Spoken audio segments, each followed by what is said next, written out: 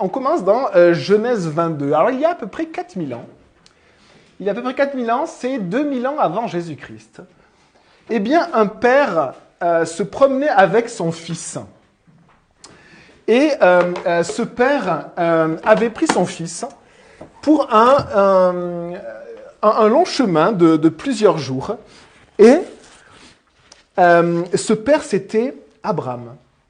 Abraham avait pris son fils et ils avaient commencé un chemin avec une destination précise et un objectif précis. Le papa aimait son fils et son fils, c'était ce qu'il avait de plus cher. Son fils aimait son père. Ce fils aimait son père et le père et le fils, eh bien, ils voyageaient et ils marchaient avec un âne à côté, avec des serviteurs à côté. Il y avait du bois. Et il y avait du feu. Alors, ce qu'on appelle du feu, c'était des braises pour les Africains, puisque quand j'étais allé en Afrique juste 2 semaines, j'ai compris un petit peu ce que c'est que de porter du feu. Un jeune enfant, en fait, a apporté une petite passoire avec des braises, tout simplement. Et ces braises-là, en fait, il les a portées là où on voulait faire du feu. Et donc là, ils avaient le feu, ils avaient du bois. Mais quelque chose était particulier et le fils a commencé à comprendre la situation. Une situation très très très particulière, un peu unique dans l'histoire. Le fils, Genèse 22, verset 7, Isaac s'adressa à son père Abraham en disant « Mon père ». Il répondit « Me voici mon fils ». Isaac reprit « Voici le feu et le bois, mais où se trouve l'agneau pour l'holocauste, l'agneau pour le sacrifice ?» Abraham répondit, « Mon fils, Dieu pourvoira lui-même à l'agneau pour le sacrifice. » Et ils continuèrent à marcher tous les deux ensemble. Ce que je ne vous ai pas dit, c'est que Dieu avait demandé à ce père d'offrir ce qu'il avait de plus cher. Et Dieu avait demandé à ce père d'offrir son propre fils. Un fils unique. Et cet homme-là, parce qu'il aimait Dieu au-dessus de tout, eh bien, il va prendre cette route-là, ce chemin avec son propre fils, pour aller sacrifier son fils unique. Si Abraham avait été un père qui battait son fils, qui était violent, qui était méchant, qui ridiculisait son fils, qui l'humiliait constamment, quand Isaac a commencé à comprendre ce qui allait se passer pour lui, je pense qu'il aurait fui. Il aurait fui. Si son père était méchant, s'il voulait faire une sorte d'autel idolâtre, parce que malheureusement les sacrifices humains existaient, eh bien il aurait compris ça, il l'aurait fui. Mais ce fils-là avait confiance en son père. Et il aimait son père. Et ce père aimait profondément son fils. C'était ce qu'il avait de plus cher. Et ils ont continué à marcher tous les deux ensemble. Ils ont continué à marcher tous les deux ensemble. Et Abraham, il va monter sur une montagne de Morija, la montagne de Dieu. Et il va lier son fils. Il va lier son fils. Et ce moment-là est célébré par les Juifs et par les musulmans. Les musulmans, c'est l'Aïd. Les Juifs, c'est une autre fête. Et comme le moment où Abraham a dû sacrifier son fils. Mais les Juifs appellent cette fête-là, pas la fête du sacrifice, mais la fête de la ligature. Parce qu'on va voir qu'Isaac va être lié par son père. Et son père va apprêter à donner à Dieu ce qu'il avait de plus cher. Presque plus que sa propre vie, il va s'apprêter à sacrifier son propre fils, son fils unique. Mais au moment où il va prendre le couteau, l'ange de l'Éternel, Genèse 22, verset 11, l'appela depuis le ciel et dit « Abraham, Abraham ». Il répondit « Me voici ». Et l'ange dit « Ne porte pas la main sur l'enfant et ne lui fais rien, car je sais maintenant que tu crains Dieu et que tu ne m'as pas refusé ton fils unique. » Dieu déteste les sacrifices humains. Il le déteste parce que certains peuples qui ont commis les sacrifices humains envers des idoles, quasiment tous ont été rayés de la carte, ont été punis. À un moment donné, Dieu a dit « Votre péché est trop grand ». Même le peuple d'Israël et le peuple de Juda a commis des sacrifices humains. Et notamment des sacrifices d'enfants. Dieu déteste cela. Et Dieu ne voulait pas de sacrifices humains. Mais il a testé Abraham Parce qu'un jour, Dieu lui-même allait être testé de la même manière. Et Abraham, il a levé les yeux. Et il a vu derrière lui un bélier retenu par les cornes. Les cornes, c'est toute la puissance. Et ce bélier qui était le symbole de toute la puissance qui peut exister, et finalement était captif. Et était retenu par les cornes dans un buisson. Il alla prendre le bélier et l'offrit en holocauste à la place de son fils. Abraham donna à cet endroit le nom de Jéhovah Jireh, Yahvé Jireh, c'est-à-dire l'Éternel pourvoira.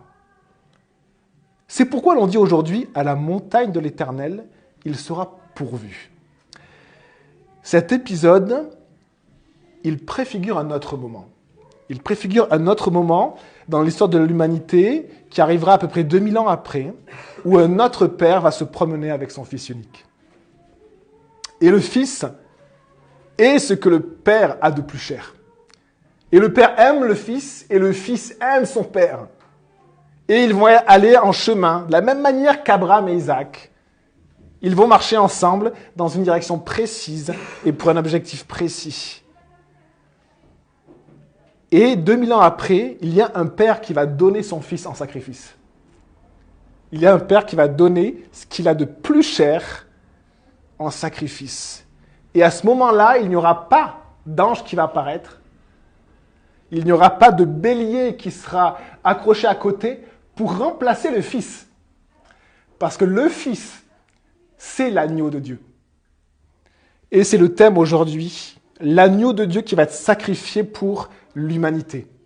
600 ans après cet épisode sur la montagne de Morija, où Abraham a presque sacrifié son fils parce que Dieu lui avait demandé, mais Dieu a pourvu. 600 ans après, les descendants d'Abraham sont en Égypte.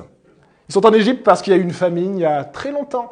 Et ils ont été recueillis en Égypte. Et rapidement, le pharaon a commencé à maltraiter ce peuple-là et ses descendants, qui sont devenus très nombreux, qui sont devenus des centaines de milliers, peut-être même jusqu'à 1 million. Et pendant 400 ans, ils vont devenir esclaves. Ils n'auront plus de liberté. On va prendre leur liberté.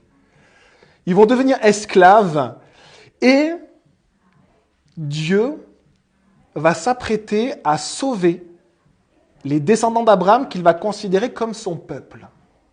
Il va vouloir que les descendants d'Abraham, ça soit son propre peuple avec lequel il va cheminer. Et l'acte que Dieu va opérer à ce moment-là pour faire sortir son peuple du pays d'Égypte, qui le retient esclave, eh bien, on le lit dans Exode 2. Et donc, si on tourne, on dit dans Genèse, eh bien, le livre d'après, c'est le livre de l'Exode. Et le peuple qui vit vraiment des tourments, les tourments de l'esclavage. Les tourments de l'esclavage, il n'a pas de liberté, il doit travailler sans quasiment avoir de salaire, il est humilié, il est maltraité, il est battu. Et on a ce passage en Exode 12, vous pouvez prendre ce passage-là. Exode 12.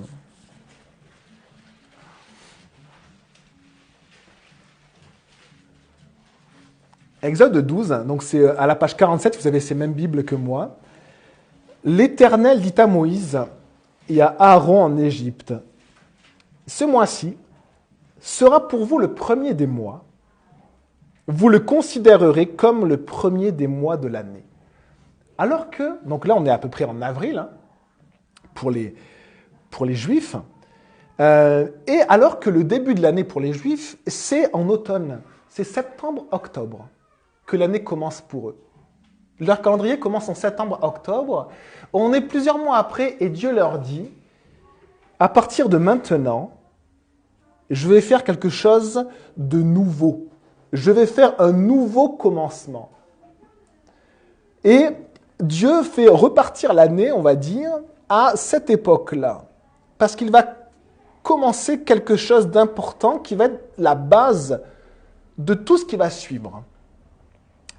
Et ça va concerner en fait une fête, la fête de Pâques, cette fête juive, qui va être la première des grandes fêtes, la première même des fêtes, on le lit dans le Lévitique, du peuple d'Israël.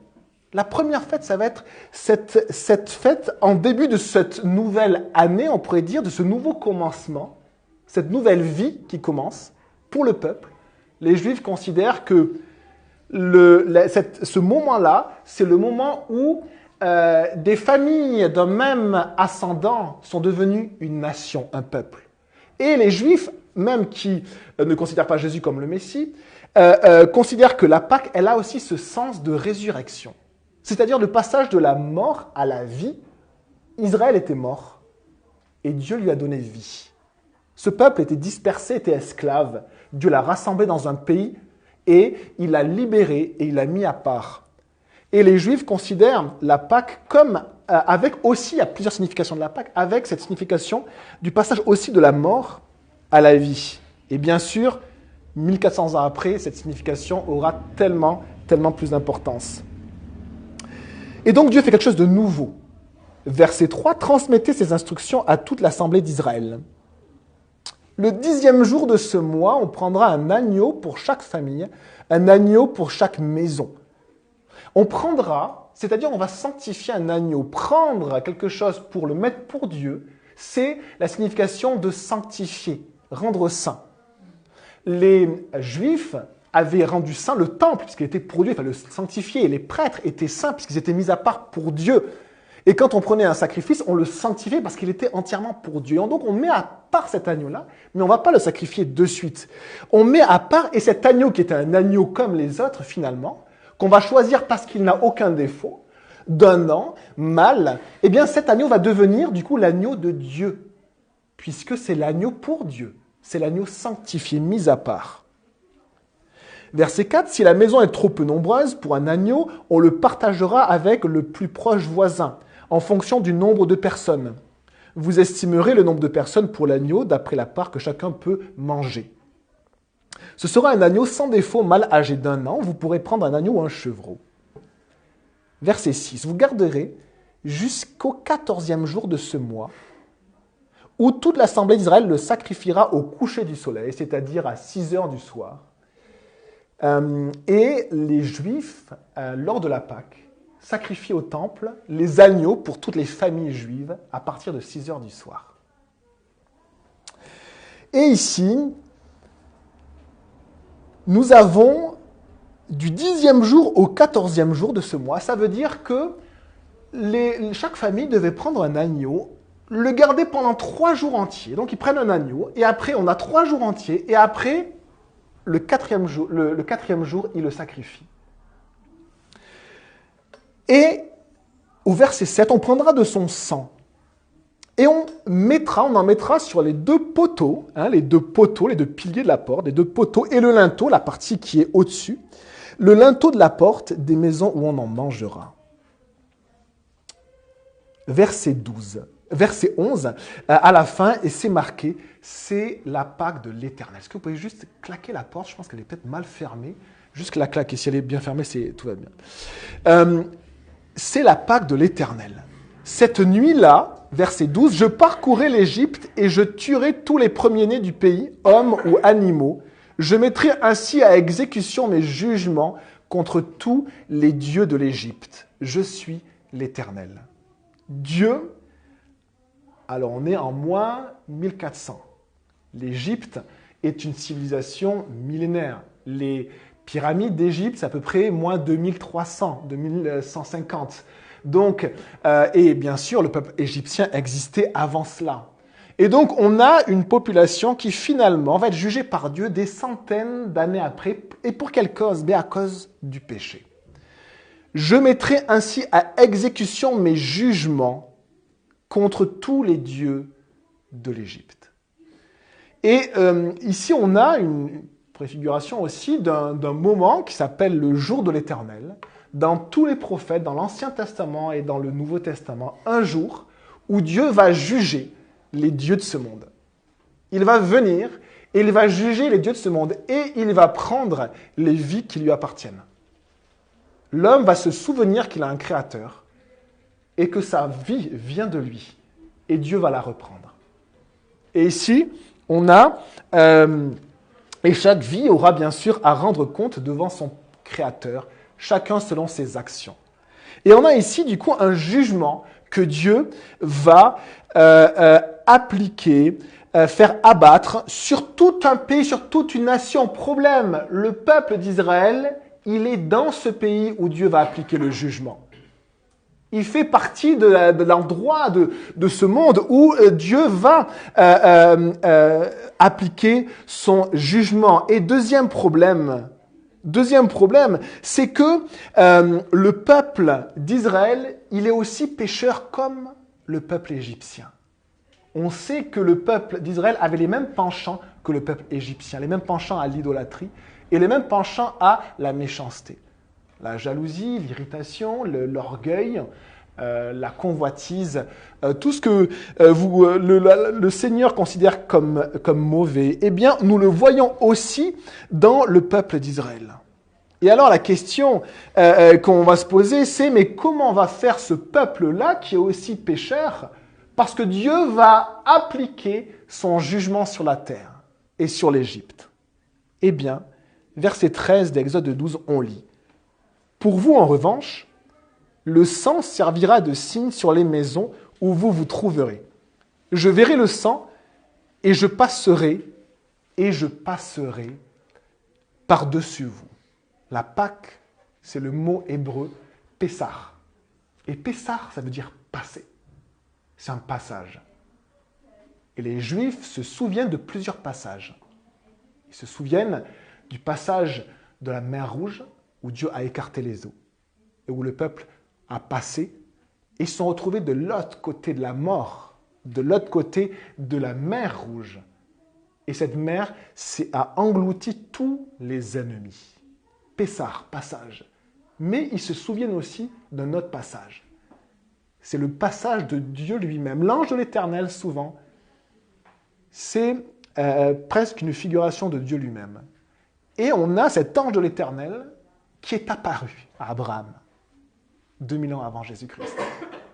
C'est comme si Dieu lui-même apparaissait et lui disait « Je ne veux pas que tu sacrifies ton fils, je sais que tu m'aimes. » Mais ici, c'est Dieu lui-même, on pourrait dire, qui descend également pour appliquer un jugement.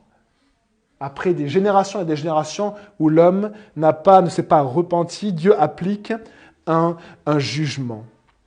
Et quand il va appliquer ce jugement, il va reprendre les vies qui lui appartiennent. Pas toutes les vies. Une partie des vies simplement. Les fils aînés de chaque maison. Les premiers-nés, fils ou filles ou animaux, les premiers-nés de chaque maison. Et donc ça veut dire dans chaque maison, il y aura une vie qui sera prise, puisque chaque maison a un premier-né.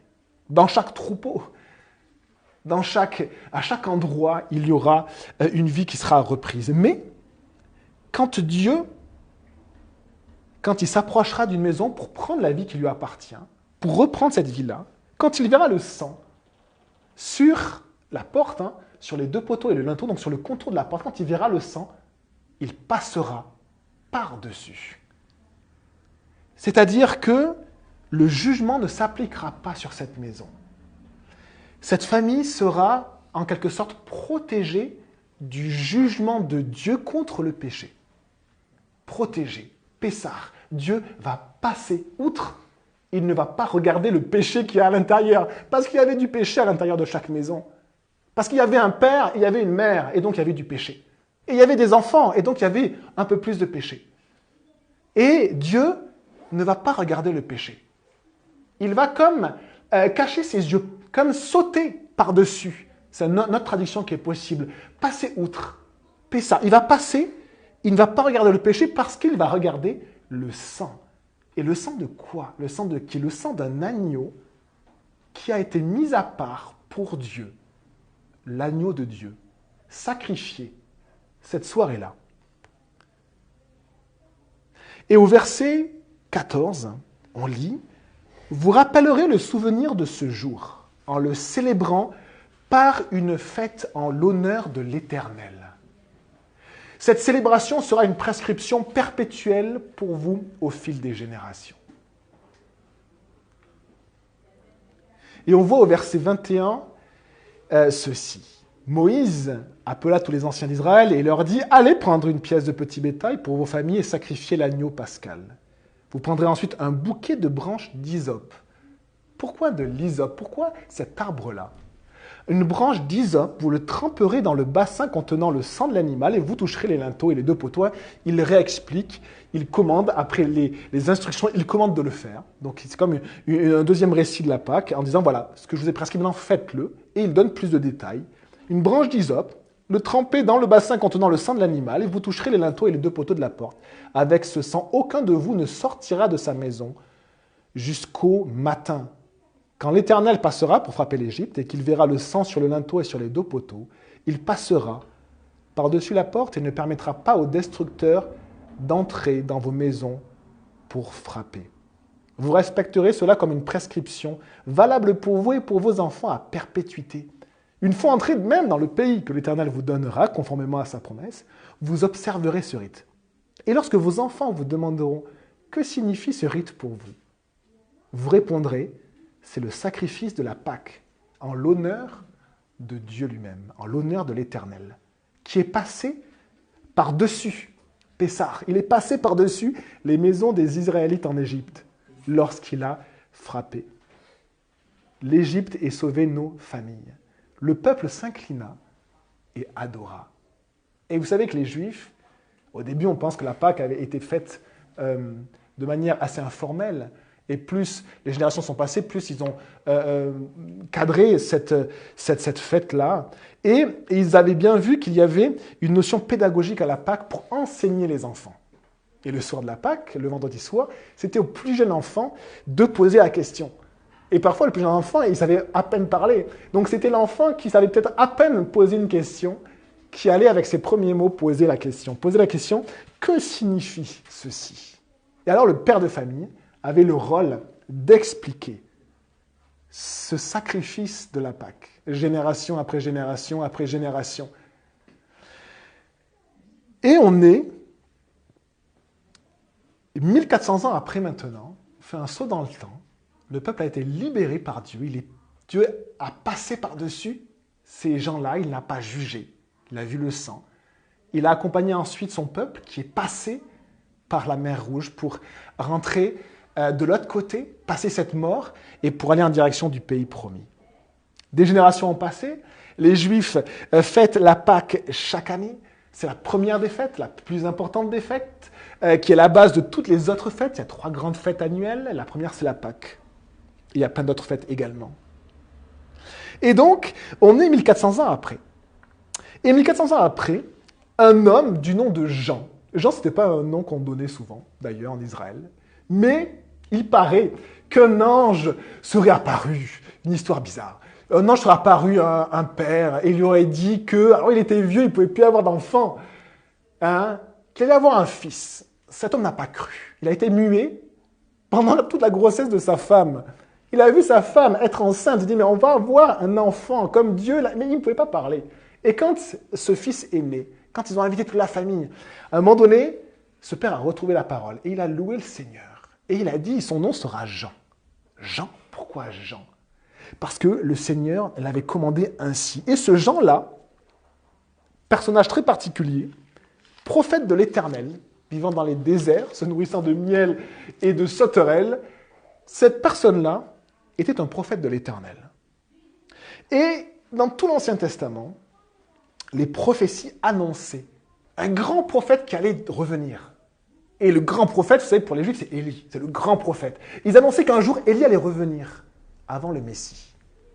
Eh bien, cet Élie-là, c'est cette personne-là, c'est ce Jean. Jean, qu'on appelle le Jean le baptiseur. Jean, il annonçait la parole de Dieu, il prêchait le royaume de Dieu. Il disait, Dieu, un jour, va établir son royaume. Alors purifiez vos cœurs et repentez-vous. Mettez de côté vos mauvaises actions, donnez votre vie à Dieu.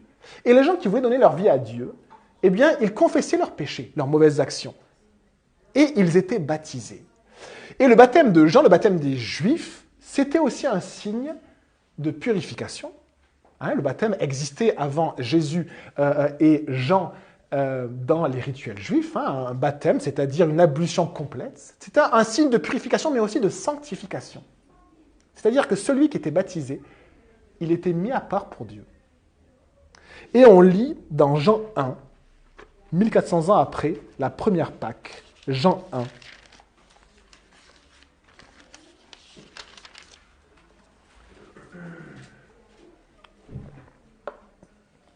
Page 687. Jean 1, verset 29.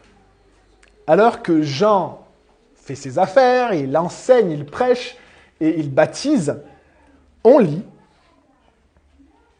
cela se passait à Béthanie, de l'autre côté du Jourdain, où Jean baptisait, verset 29, le lendemain, il vit Jésus s'approcher de lui. Jésus, c'était son cousin, ils étaient nés à 6 mois d'intervalle, il le connaissait.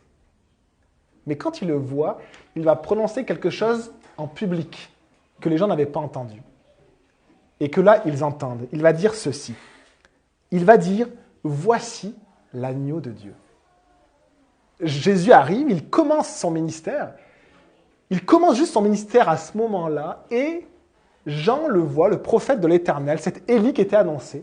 Il voit Jésus et il dit, voici l'agneau de Dieu. Et pour tout juif, le terme agneau de Dieu, c'est l'agneau de la Pâque. C'est l'agneau qui, au 10e jour de ce mois, est mis à part pendant 3 jours et le 4e jour, on le sacrifie. Et vous savez que dans la Bible, il y a une sorte d'équation qu'on peut voir, où un jour égale un an. Par exemple, vous l'avez de plusieurs fois, Jésus, par exemple, il a été tenté 40 jours dans le désert, et le peuple d'Israël 40 ans. Jésus, donc, a vécu le désert, a vécu l'histoire de son peuple. On a également les espions qui sont allés voir le pays promis et qui sont revenus en étant négatifs. Ils sont allés pendant 40 jours. Et Dieu a dit, mais parce que pendant 40 jours, vous avez vu le pays et que vous n'avez pas cru en moi, eh bien, un jour pour un an, vous serez 40 ans dans le désert. Et si cet agneau a été mis à part pendant 3 jours pour Dieu, et on sait que le ministère de Jésus a duré à peu près 3 ans. 3 ans ou 3 ans et demi. Et on a du coup ce terme-là, voici l'agneau de Dieu. Et Jean dit ceci à la fin. Il dit, voici l'agneau de Dieu qui enlève le péché du monde. Et donc, Jean finalement dit à tous les Juifs, voici l'agneau de Pâques. Voici l'agneau qui va être sacrifié. Et dont le sang va être mis sur les poteaux et les linteaux de chaque famille qui vont croire. Et quand Dieu passera pour juger, il verra le sang. Et il passera par-dessus. Il ne verra pas le péché. Et Jean va baptiser Jésus. Et Jésus, donc, c'est celui qui va être, du coup, mis à part pour Dieu. C'est celui qui va être sanctifié saint. Dans la Pâque, il fallait choisir un agneau sans défaut, sans tache. Et la parole de Dieu nous dit que Jésus est le seul homme qui est resté toute sa vie sans défaut et sans tache. Aucun péché n'a été commis par lui. Et voici ce que Jean va dire, alors que Jésus est mis à part pour Dieu, quand il se fait baptiser, Jean voit l'Esprit de Dieu descendre sur lui. Et Jean va dire, et moi j'ai vu et j'atteste qu'il est le Fils de Dieu. L'agneau de la Pâque, c'est le Fils que le Père va donner en sacrifice pour le monde. Jésus va vivre son ministère pendant 3 ans, et on pourrait dire la 4e année. Eh bien, on arrive à ce vendredi soir, ce jeudi soir, pardon, où Jésus va prendre la Pâque un jour avant, et ce jeudi soir, eh bien, on va voir qu'un des disciples de Jésus va se retourner contre lui, Judas, et va s'apprêter à le vendre par trahison à ses ennemis. On le lit dans Jean, chapitre 18, verset 3, et on lit qu'une troupe d'hommes, de soldats romains, ainsi que des gardes envoyés par les chefs des prêtres et les pharisiens, venaient et qu'ils se rendaient là où était Jésus avec des lanternes, des torches et des armes. Et chapitre 18, verset 4, ce qui est très étonnant, c'est qu'on lit ceci. Jésus, donc Jean au chapitre 18, Jésus, qui savait ce qui devait lui arriver, qui savait tout ce qui devait lui arriver, s'avança alors et leur dit, qui cherchez-vous ? Ça veut dire que, contrairement à Isaac, qui ne savait pas qu'il allait être sacrifié, qui allait le comprendre, Jésus, lui, il savait pourquoi il était dans ce monde-là, pourquoi Dieu, son Père, l'avait envoyé dans ce monde-là. Et il savait exactement tout ce qui devait lui arriver. Et Jésus s'avance pour faire face à cela, il se présente lui-même. Et donc, verset 5, ils lui répondirent, donc, cherchez-vous Jésus de Nazareth, hein, Jésus leur dit « c'est moi ». Lorsque Jésus leur dit « c'est moi », ils reculèrent et tombèrent par terre. Il leur demanda de nouveau « qui cherchez-vous » et ils dirent « Jésus de Nazareth ». Jésus répondit « je vous ai dit que c'est moi. Si donc c'est moi que vous cherchez, laissez partir ceux-ci. » Et on a ce texte du psaume 40 qui parle des bontés de Dieu. Et je vous le lis, psaume 40. « Éternel mon Dieu, tu as multiplié tes merveilles et tes plans en notre faveur. Personne n'est comparable à toi. Je voudrais les raconter et les proclamer, mais leur nombre est trop grand pour en faire le compte. » Peut-être que les Juifs, des fois, chantaient ce psaume-là pendant la Pâque, parce que c'était les bontés de Dieu qu'ils célébraient. C'était les bontés de Dieu. Ils avaient été délivrés du jugement, ils avaient été délivrés de l'Égypte, ils avaient été délivrés par Dieu. Et le verset 7, et verset 8 et verset 9, il y a marqué ceci. « Tu ne désires ni sacrifice ni offrande, mais tu m'as ouvert les oreilles. » C'est un passage prophétique qui parle de Jésus. « Tu ne demandes ni holocauste ni sacrifice pour le péché, c'est-à-dire plus d'animaux qui vont être sacrifiés. Alors j'ai dit, me voici, je viens. » Il est écrit de moi dans le rouleau du livre. Jésus va se présenter comme agneau de Dieu.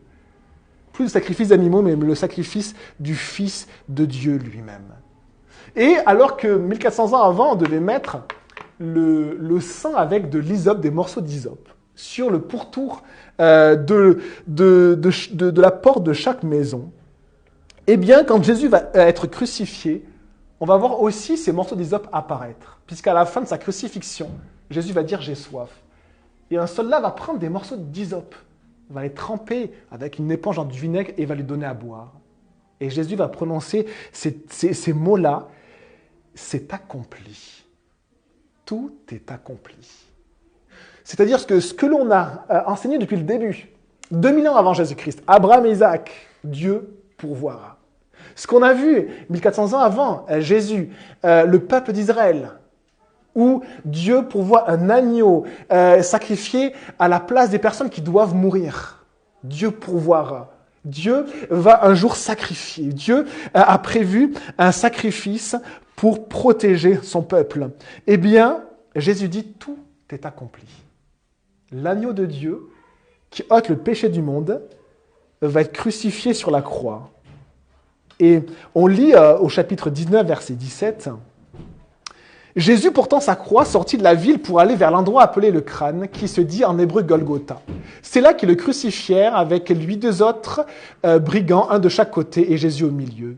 Et Pilate rédigea aussi un écriteau qu'il plaça sur la croix. Il était écrit « Jésus de Nazareth, le roi des Juifs ». Verset 28. Après cela, Jésus, qui savait que tout était déjà accompli, dit « Afin que l'écriture se réalise pleinement, j'ai soif. » Il y avait là un vase plein de vinaigre. Les soldats en remplirent une éponge, la fixèrent à une branche d'hysope et l'approchèrent de sa bouche. Quand Jésus prit le vinaigre, il dit « Tout est accompli. » Puis il baissa la tête et il rendit l'esprit. L'agneau de Dieu, qui ôte le péché du monde, meurt. Jésus a accompli entièrement la Pâque. Tout ce qui avait été annoncé, qui avait été fait génération après génération, Jésus l'a accompli. Et c'est pour ça que maintenant, nous croyants, nous chrétiens, on n'a pas encore à accomplir la Pâque, puisqu'elle a été accomplie.